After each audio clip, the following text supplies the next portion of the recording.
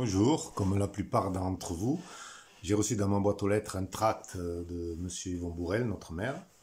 Donc je vais me permettre de le commenter un petit peu. Ce tract s'appelle Moguio, Carnon de mer. Voilà, c'est celui-là. Alors il commence par cette phrase: nous voulons une ville où la proximité nous permette de nous connaître.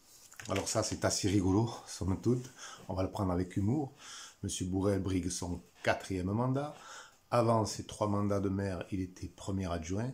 Et maintenant, dans le Moguio de demain, il va chercher à faire connaissance avec nous. Il va chercher à faire connaissance avec vous.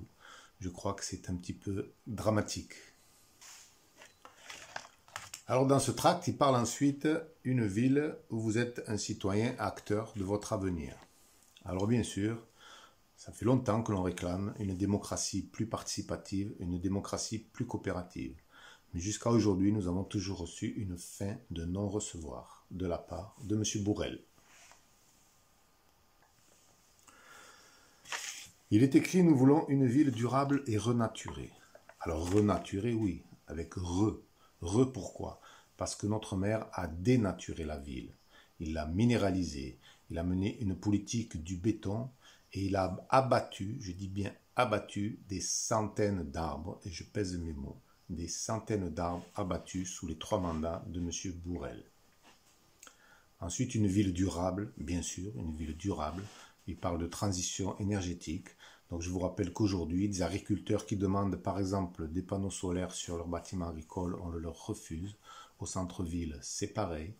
Nous-mêmes, nous avions fait des propositions pour installer du photovoltaïque sur les bâtiments publics. Ça nous a été refusé aussi.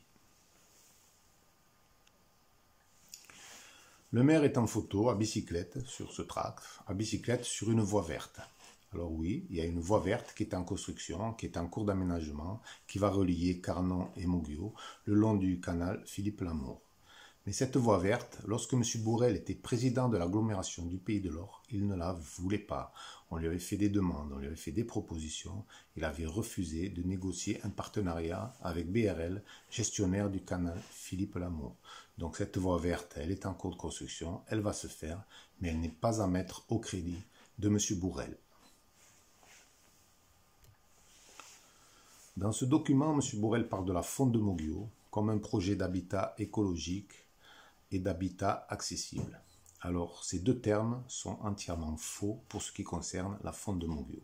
La Fonte de Moguio, c'est de l'urbanisation, de la bétonisation sur 20 hectares de terres agricoles dans un milieu naturel, humide et fragile. Premier point. Deuxième point, l'habitat fait à la Fonte de Moguio n'est pas un habitat écologique, c'est un habitat aux normes actuelles, aux normes d'économie d'énergie obligatoires aujourd'hui, mais rien de plus. Par exemple, une entreprise avait proposé une chaufferie collective, ça a été refusé. Ce sera du chauffage électrique individuel, tout ce qu'il y a de plus classique, donc rien de révolutionnaire, rien qui va dans le sens de l'avenir. Ensuite, le prix, des prix accessibles, non. La majorité des logements de la Fonte de Moguio sont à 4 000 voire 5 000 euros le mètre carré quand on ajoute les parkings, les balcons, etc. Donc c'est des logements au prix des beaux quartiers de Montpellier.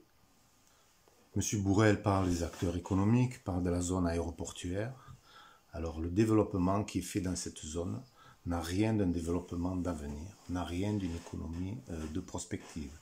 On a fait quoi? On fait de la logistique. Ça veut dire que pour faire de la logistique, il va falloir faire des routes qui vont passer sur les terres agricoles. Il y a aussi le projet de contournement est de Montpellier qui est validé aussi par M. Bourrel.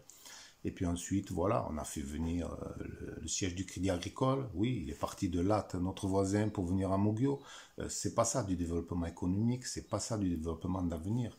Que les gens travaillent à Latte ou à Moguio, ça ne change rien pour notre territoire, ça ne change rien pour l'Hérault, ça ne change rien pour l'Occitanie.